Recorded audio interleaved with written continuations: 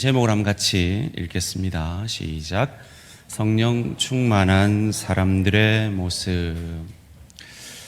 우리는 보통 전도를 할 때 이렇게 말들을 하죠. 예수 믿으십시오. 복 받습니다. 라고 말이죠. 그런데 저희가 새벽 시간과 금요 기도의 시간을 통해서 묵상하는 사도행전 말씀에서는 우리처럼 전도하지 않아야 하더라고요. 사도행전 말씀에서는 예수가 그리스도입니다. 구원자입니다. 라고 바울은 전도하더라고요. 그래서 제가 자주 이런 말씀을 드립니다. 예수 믿으세요. 복 받습니다. 라는 이 말이 틀린 말은 아니지만 더 정확하게는 예수 믿은 것 자체가 축복입니다. 라고 말하는 것이 더 맞는 말입니다. 우리가 이렇게 믿지 않으면 신앙생활을 하다가도 시험에 들어요. 이런 바른 신앙이 없으면 기복신앙만 가지고는 이 세상을 믿음으로 살아낼 수가 없다라는 것입니다. 제가 언젠가 말씀드린 기억이 있는데 미국의 어느 한 신실한 젊은 믿음의 가정 가운데 큰 소원함과 부족함이 있었습니다. 마치 저와 여러분이 오늘 이 자리에 하나님 앞에 하나님 이 소원 좀 들어주세요. 내가 지금 이게 부족해요 라고 다들 기도의 제목들이 있으신 것처럼 말이죠. 그 가정은 10년이 넘는 기간 동안 아이가 생기지 않은 가정입니다. 그런데 하나님께서 기도를 응답해 주셔서 그 가정에 아이를 선물로 주셨습니다. 그 아이가 태어났는데 이 아이가 장애를 안고 태어난 겁니다. 얼마나 그 가슴이 무너졌을지 우린 상상할 수 없을 것입니다. 왜 하나님의 신실한 가정에 그런 일이 있는 것일까요? 도대체 그런 일 가운데 믿는 사람들과 믿지 않는 사람들, 성령의 사람들과 그렇지 않은 사람들은 도대체 어떤 차이를 만들어내는 것일까요? 저희는 지난 시간에 성령 충만을 받으라라는 이것은 명령형임을 통해서 우리가 적극적으로 순종해야 하며 복수형인 것을 통해서 특별한 사람만이 아니라 우리 모든 대한가족들이 순종해야 될, 따라야 할 명령이며 또한 수동형인 걸 통해서 내 스스로 쟁취하는 것이 아니라 사모함으로 하나님 앞에 준비되어질 때 하나님께서 우리에게 선물로 주시는 것이며 무엇보다도 현재 진행형인 것을 통해서 날마다 순간순간마다 성령 충만을 간구해야 함을 생각해 보았습니다. 그것이 지혜로운 삶으로서 하나님의 뜻인 거룩을 이루어가며 이 짧은 한 세상의 세월을 아끼는 일임을 생각해 보았습니다. 그렇다면 성령 충만한 사람들은 어떤 모습으로 살아내기에 지혜로운 사람일까요? 첫 번째로, 성령 충만한 하나님의 사람들은 구원의 하나님께 예배하는 삶을 살게 됩니다. 오늘 본문 19절 말씀입니다. 시와 찬송과 신령한 노래들로 서로 화답하며 너희의 마음으로 주께 노래하며 찬송하며. 여러분 좀 띄어놔 주시고요. 이게 무슨 의미일까요? 시와, 여기서 시는 그냥 시가 아니라 시편, 하나님을 찬양하는 시편을 얘기합니다. 찬송과 신령한 노래들로 서로 화답하라. 뭐 이라는 얘기인가요? 제가 하나님을 찬양하세요 하면 여러분 예 알겠습니다 뭐 이렇게 서로 막 화답하면서 기독교 오페라 가수가 되라는 말일까요? 실제로 이 요세푸스라는 초대 교회를 기록했던 이 역사학자는 실제로 초대교회에서는 그랬대요. 마치 기독교 오페라 가수들처럼 한 사람이 찬양을 하면 그걸 화답해서 화답하는, 실제로 저희가 오늘 할렐루야 찬양대 찬양을 아멘으로 화답한 게 사실은 이 시편, 이 예배소 5장 19절의 말씀대로 한 것이죠. 무슨 말입니까? 찬양의 삶, 예배의 삶을, 이 공적인 예배를 사모하는 것뿐만 아니라 이 공적인 예배를 통해 은혜 받고 충만해져서 내 가정으로 가서, 내 일터로 가서 주의 교회 가운데, 이 사회 가운데 소금과 빛됨으로 찬양하는, 하나님을 높여드리는, 하나님께 영광되어지는 삶을 살아가라 하는 것입니다. 여기서 쓰여진 시와 찬미와 신령한 노래들이라는 이 표현들은 당시에 찬양을 묘사하는 공통된 표현입니다. 함께 모여서 선한 교제들을 하며 또한 함께 모여서 예배의 삶을 살아가라 하는 것이죠. 지난 한 주간 그 예배의 삶을 사셨습니까? 여러분, 지금 우리가 찬양을 여러 곡을 했는데, 여러분 혹시 마스크 썼다고 내 하나 찬양 안 해도 되겠지 하고 그냥 듣기만 하신 분 없으십니까? 그건 그럴 수 있어요. 근데 더 중요한 건 내 가정에서 찬양의 삶, 나로 인해 하나님이 높여지는, 내 일터에서 나로 인해 하나님이 높여지는 찬양의 삶을 사셨습니까?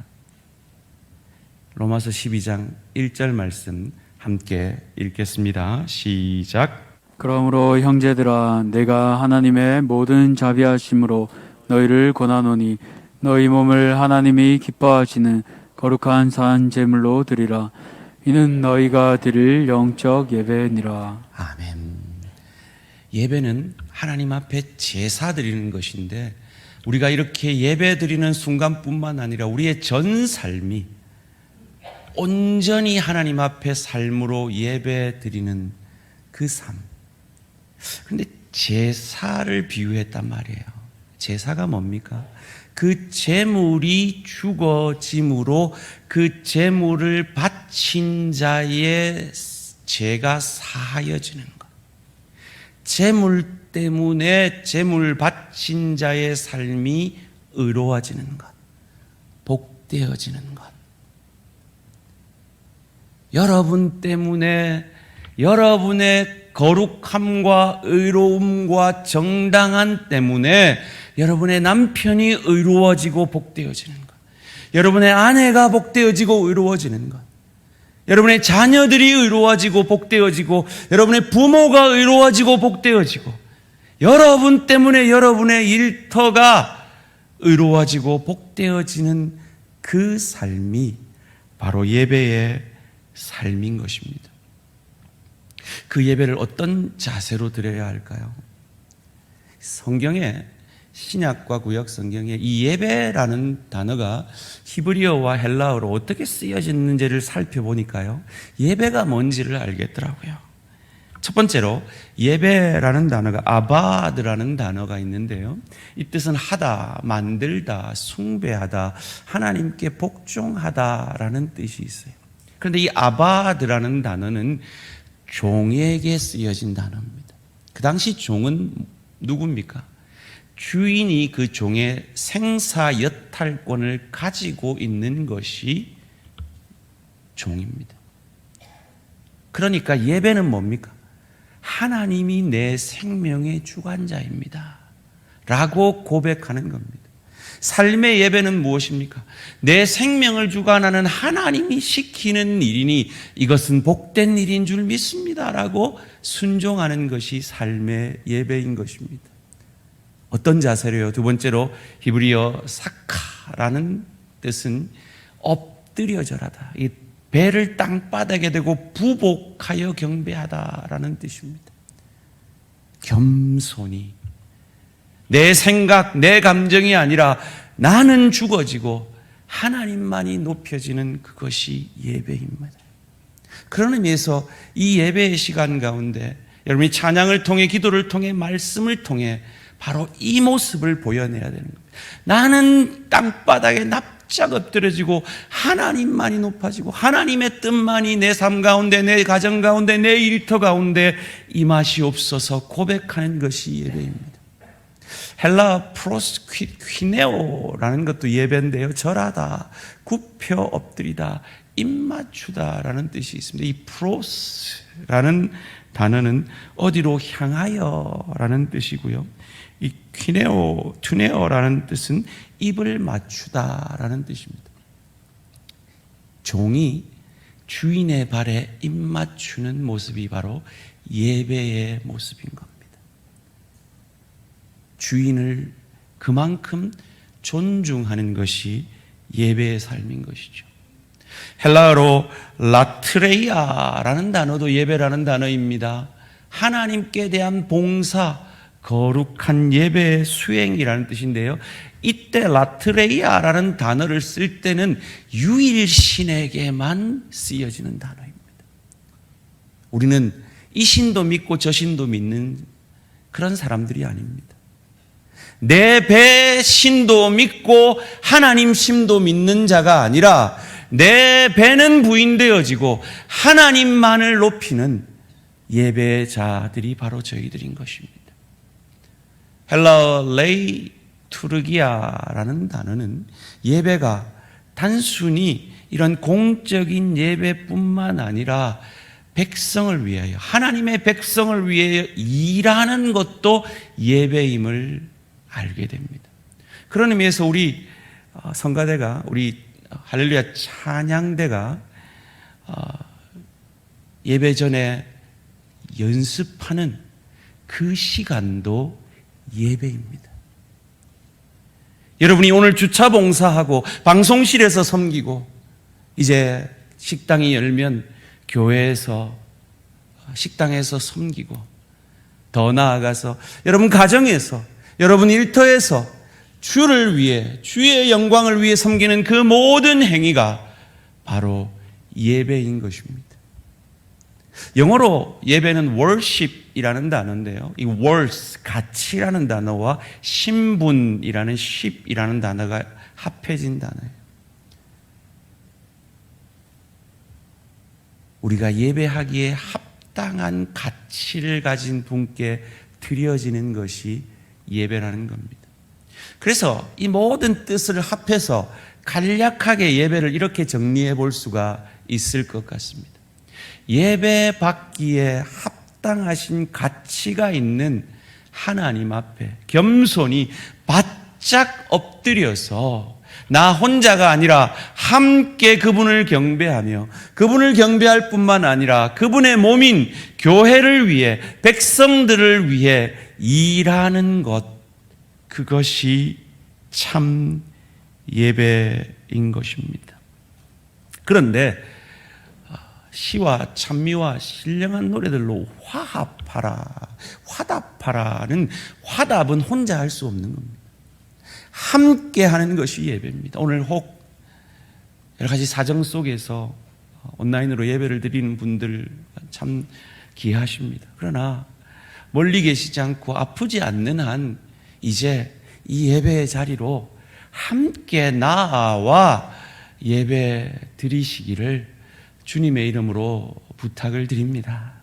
이제 여러분의 구역으로 함께 나아가 구역 모임 가운데 함께 기도하고 함께 삶을 나누고 함께 말씀을 묵상하시기를 주님의 이름으로 부탁을 드립니다. 왜냐하면 우리는 함께 화답하여 드리는 것이 예배이기 때문입니다. 그게 모닥불 원리예요. 나무 한 토막은 힘이 없어서 쉬타다가 꺼져버립니다. 그러나 우리 구역원들이 함께 함께 모이면, 우리 모든 대한가족들이 함께 나와 모일 때 그곳에 성령의 불이 활활 타올라 놀라운 은혜로 성령 충만으로 저와 여러분에게 역사하실 줄 믿습니다. 소원합니다. 우리 모든 대한가족들 성령 충만함으로 이 공적인 예배뿐만 아니라 삶의 예배에 성공하시기를 주님의 이름으로 축원합니다. 두 번째로 성령 충만한 사람들은 어떤 모습을 보입니까? 구원의 하나님께 범사에 감사하는 삶을 살게 됩니다. 오늘 본문 20절 말씀입니다. 범사에 우리 주 예수 그리스도의 이름으로 항상 아버지 하나님께 감사하며, 여기는 범사와 항상이 떨어져 있는데요, 원문에는 붙어 있어요.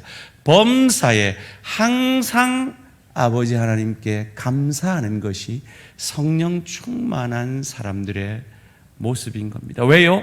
예수가 주가 되어 주셨잖아요.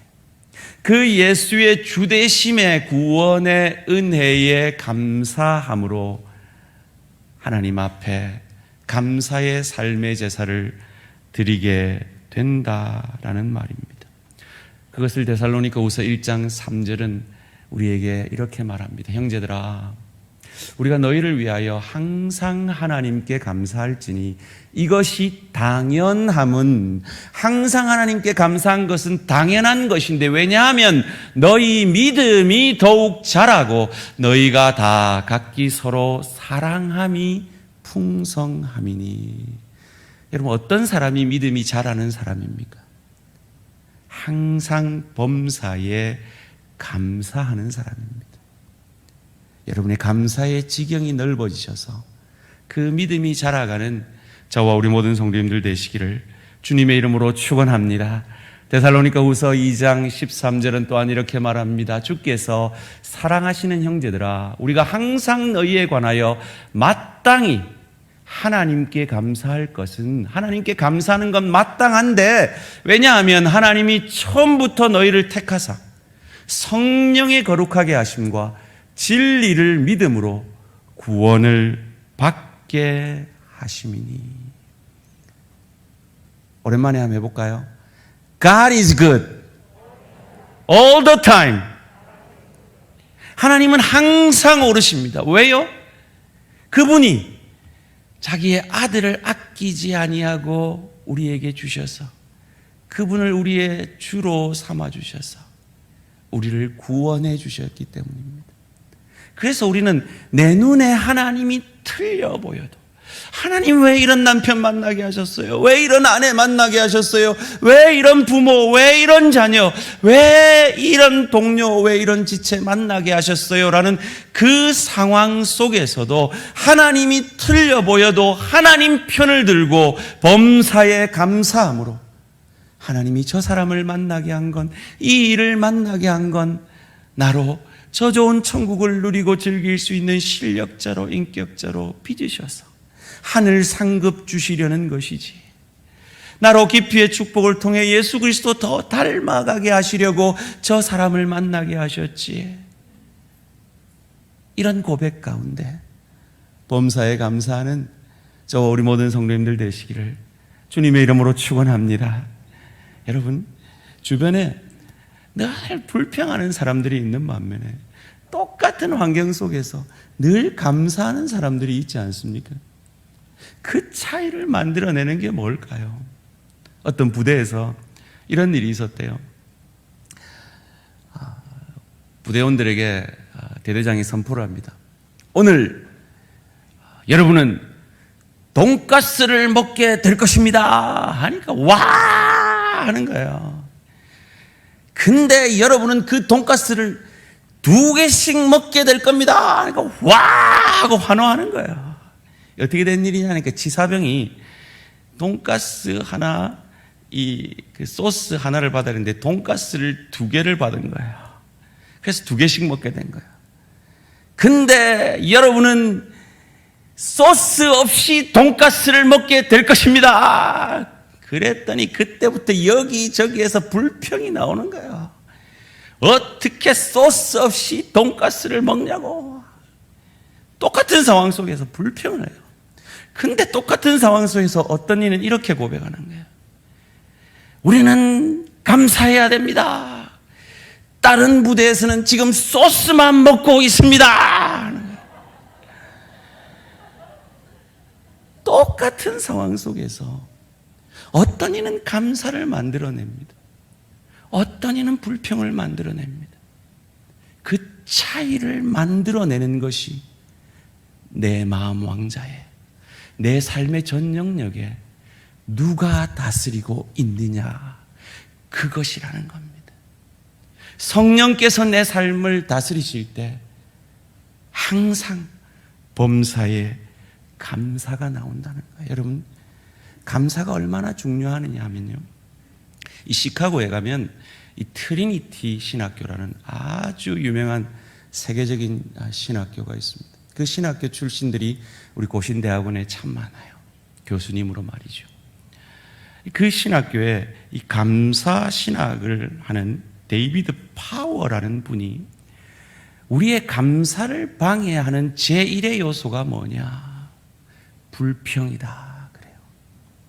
그런데 이 불평이 우리에게 얼마나 해로운가 하면 이 불평을 통해서 우리 마음에 나도 모르게 성경이 말하는 쓴뿌리가 내리는 거예요. 그리고 쓴뿌리가 그 불평으로 깊이 내려지면요, 그 쓴뿌리를 통해서 내 삶에서 가장 사랑하는 내 가족, 내 주변에 있는 그 사람들에게, 내게 상처 준 그 사람들에게 상처를 주는 것이 아니라 내게 상처를 줘서 불평하게 만들어서 내 마음에 쓴뿌리를 내린 그 쓴뿌리 때문에 내가 가장 사랑하는 내 남편, 내 아내, 내 부모, 내 자녀, 내 지체, 나와 가장 가까운 그 사람들에게 아픔을 주고 그로 인해 내가 아픔을 겪게 된다라는 것입니다. 그래서 하나님이 우리에게 성령 충만의 축복을 내리고 계시고 명령하고 계신 거예요. 데살로니가전서 5장 16절에서 18절 함께 읽습니다. 시작. 항상 기뻐하라, 쉬지 말고 기도하라, 범사에 감사하라. 이것이 그리스도 예수 안에서 너희를 향하신 하나님의 뜻이니라. 아멘. 여러분, 이 명령을 1차적으로 누구에게 명령한 줄 아세요?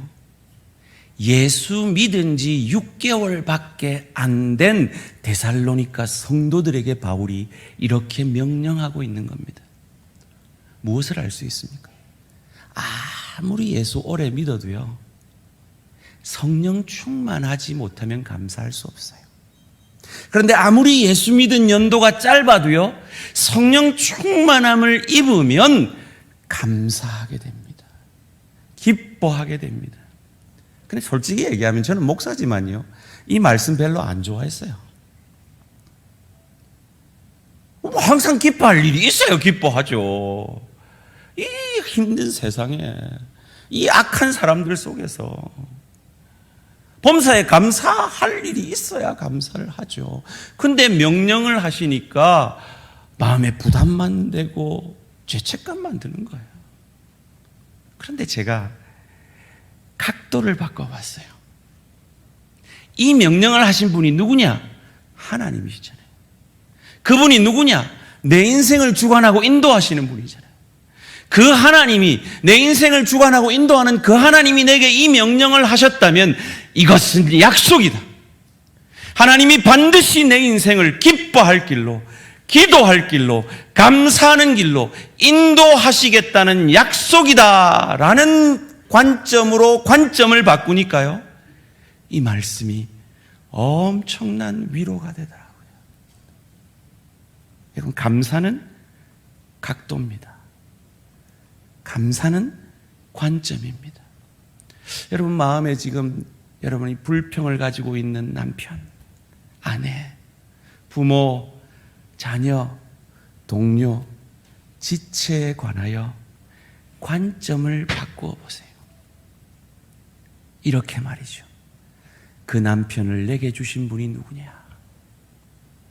그 아내를 내게 주신 분이 누구냐? 이 직장을 내게 주신 분이 누구냐?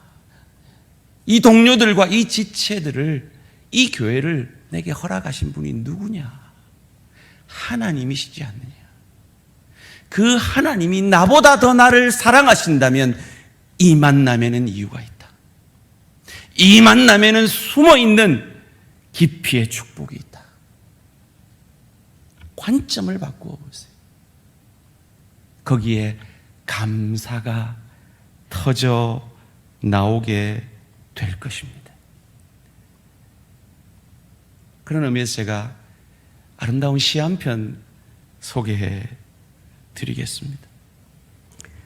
이채라는 분이 쓰신 마음이 아름다우니 세상이 아름다워라 라는 시인데요, 밉게 보면 잡초 아닌 풀이 없고 곱게 보면 꽃 아닌 사람이 없으되 내가 잡초 되기 싫으니 그대를 꽃으로 볼일 이로다. 털려고 들면 먼지 없느니 없고 덮으려고 들면 못 덮을 허물 없으되 누구의 눈에 들기는 힘들어도 그 눈 밖에 나기는 한순간이더라. 귀가 얇은 자는 그 입 또한 가랑잎처럼 가볍고 귀가 두꺼운 자는 그 입 또한 바위처럼 무거운 법. 생각이 깊은 자여 그대는 남의 말을 내 말처럼 하리라. 겸손은 사람을 머물게 하고 칭찬은 사람을 가깝게 하고 넓음은 사람을 따르게 하고 깊음은 사람을 감동케 하니 마음이 아름다운 자여, 저는 이걸 이렇게 바꾸고 싶어요. 성령 충만한 자여 그대 그 향기에 세상이 아름다워라. 성령 충만한 자여 그대의 눈에는 잡초도 꽃으로 보이리라. 그것이 스데반의 역사였잖아요. 자기를 돌로 치는 그 사람들을 향하여 하나님, 아버지여 저들을 용서하시옵소서. 저들은 저들이 하는 일을 알지 못하나이다.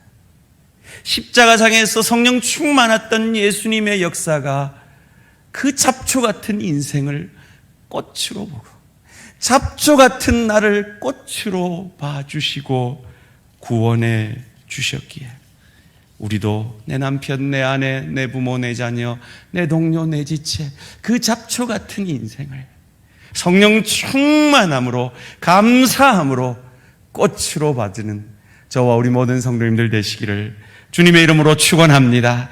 세 번째로 성령 충만한 사람은 어떤 사람입니까? 구원의 은혜에 감사하여 피차 복종하는 삶을 사는 사람입니다.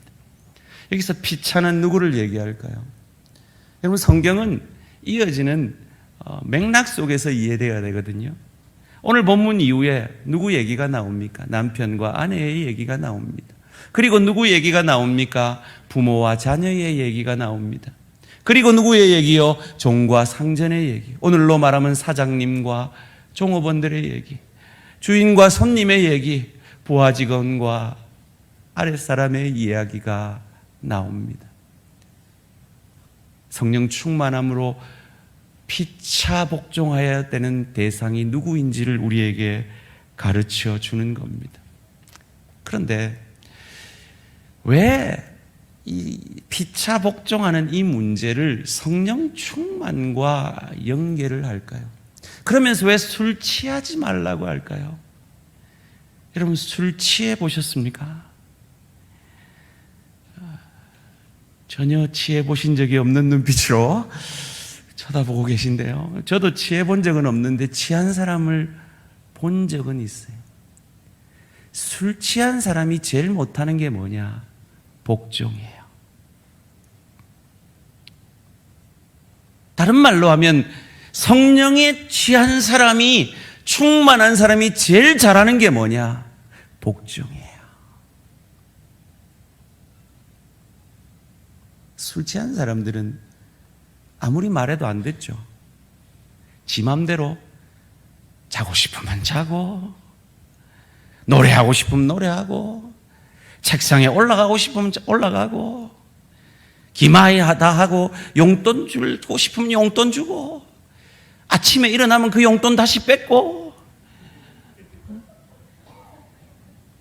길거리에서 강아지처럼 소변 보고,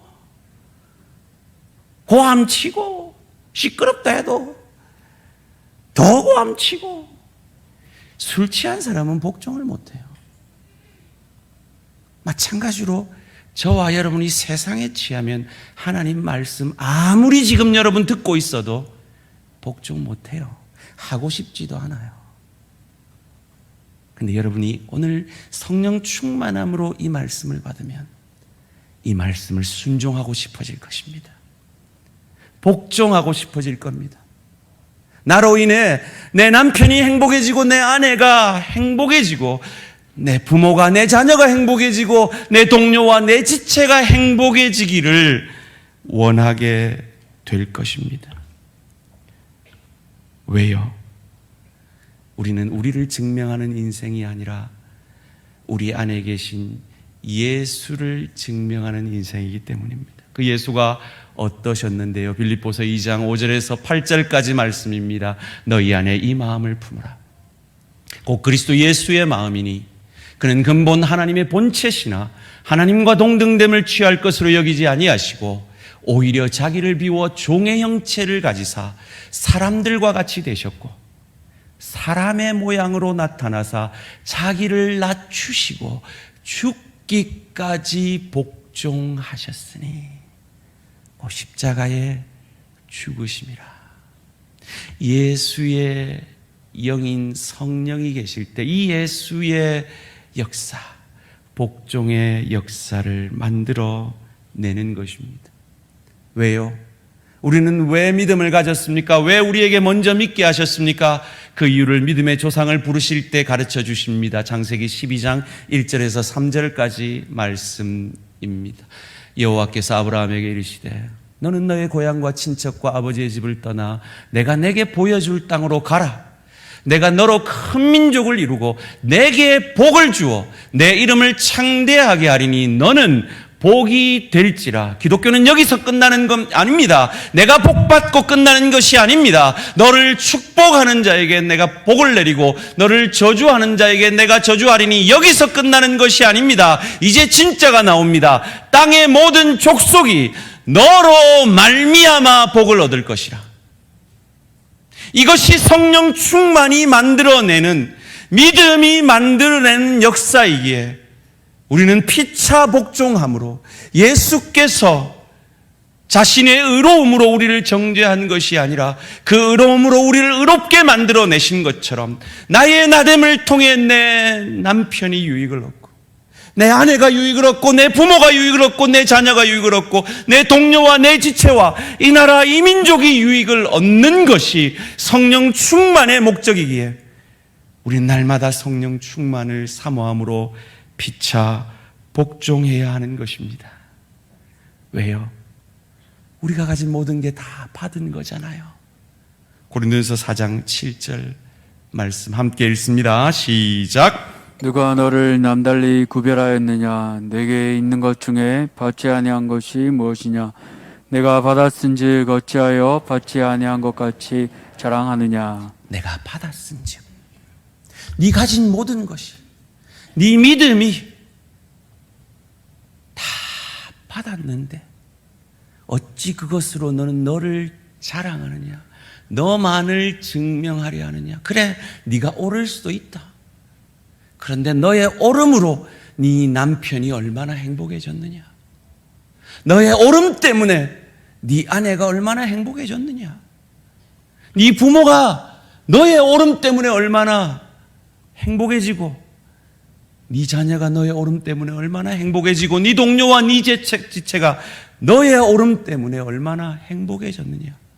그렇지 않다면 너는 성령 충만한 사람이 아니다. 네가 진정으로 성령 충만한 사람이라면 그 복의 통로, 은혜의 통로를 피차 복종함으로 되어져야 한다라고 말씀하는 겁니다. 소원합니다. 우리 모든 대항해 가족들 성령 충만하심으로 피차 복종하셔서 가정에서 일터에서 주의 교회에서 이 나라 이 민족 가운데 나 때문에 이 나라가, 가정이 일터와 주의 교회가 행복해지게 만드시는 저와 우리 모든 성도님들 되시기를 주님의 이름으로 축원합니다. 아멘 하시긴 하셨는데 정직하게 저의 삶을, 여러분의 삶을 돌아보면 지난 한 주 우리는 예배에 실패할 때가 얼마나 많았습니까? 하나님의 뜻이 아니라 내 뜻대로 살았을 때가 얼마나 많았습니까? 감사하지 못하고 불평불만 원망할 때가 우리는 얼마나 많았습니까? 피차 복종하기보다 나의 옳음만을 인정하라라고 강요할 때가 얼마나 많았습니까? 우리는 실패했습니다. 그래서 예수께서 우리 대신 예배의 삶에 성공해 주셨습니다. 겟셋마네 동산에서 땀이 피가 될 정도로 지고 싶지 않은 그 십자가를 짐으로 아버지의 뜻을 이루는 삶의 예배에 드려주셨습니다. 나를 대신해 말이죠. 예수님께서 행하신 모든 기적 가운데 기적 전에 나오는 게 있습니다. 감사 기도입니다. 대표적인 것이 오병이어의 기적이죠. 예수님은 늘 감사하셨습니다. 감사하지 못하는 나를 대신해서 말이죠. 예수님은 피차 복종하지 못하는 나를 대신하여 하나님 아버지께 복종하여 이 땅에 성육신하셨고, 짐승 같은 삶을 사는 우리를 위해 짐승의 밥이 되어주시고 위에 밥통에 누이셨고, 인간의 대표자인 세례 요한에게 세례받아 그 죄를 전가받으셨고, 우리가 지는 그 시험을 우리 대신 이겨주셨고, 십자가상에서 내가 진 그 죄를 자신이 진 것처럼 죽어주셨고, 그 순종에 성부 하나님이 피차 복종하셔서 죽음에서 그 성자 예수님을 부활하게 하심으로 피차 복종하지 못하며 감사하지 못하며 예배의 삶을 살지 못하는 우리를 위해 그 하나님의 뜻을 이루어 주심으로 우리를 구원해 주셨기에,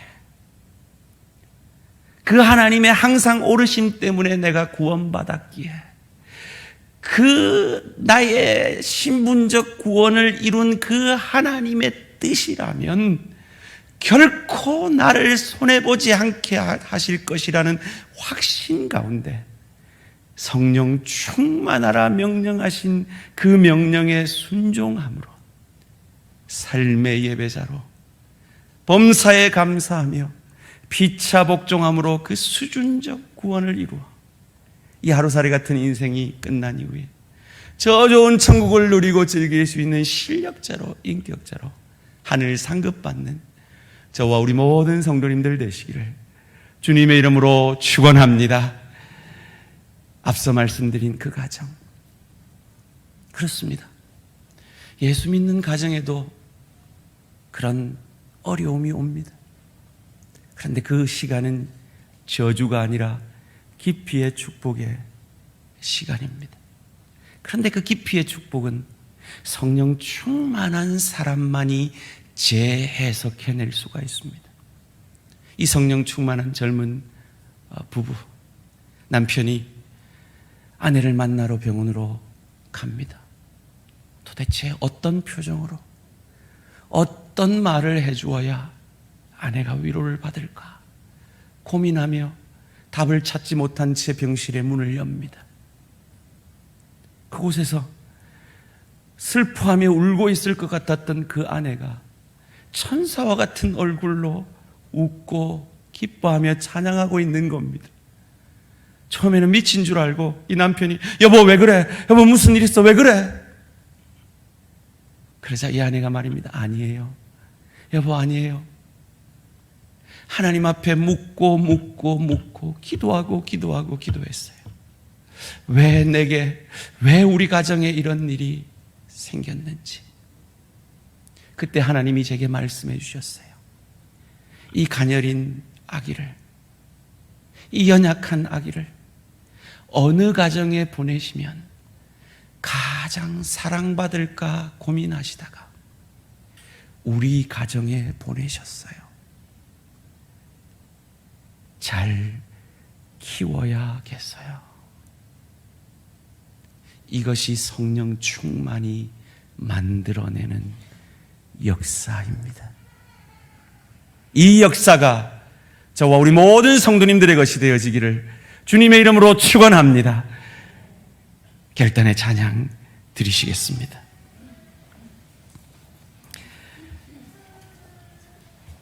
아침마다 여러분은 성령 충만 기도하셨나요? 메시지를 받음으로 하루를 시작하시죠. 여러분 그 메시지를 애써 외면하고 계십니까? 아니면 순종함으로 성령 충만을 기도하고 계십니까? 여러분의 성령 충만함은 하나님이 여러분을 얽어매려는 것이 아니라 여러분을 축복하려는 겁니다. 어떤 축복이요? 하나님 앞에 삶의 예배 드릴 수 있는 축복이요. 하나님의 뜻을 이룰 수 있는 축복이요. 그래서 감사할 수 없는 그것도 감사로 화하게 되어지는 축복이요. 그래서 서로 복종함으로 내 가정이 천국으로, 내 일터가 천국으로, 주의 교회가 천국으로 화해어질 수 있는 그 축복을 우리에게 주시고자 우리에게 내리시는 명령입니다. 순종하심으로 우리가 가진 모든 것이 주의 은혜라면, 내가 받은 이 신분적 구원이 주의 은혜라면, 그 주님께서 우리에게 명령하시고 요구하시는 그 뜻을 성령 충만함으로 순종할 때 그것이 참 축복임을 믿음으로 고백하며 이 한 주간 삶의 예배에 승리하는 우리 모든 성도님들 되시기를 바랍니다.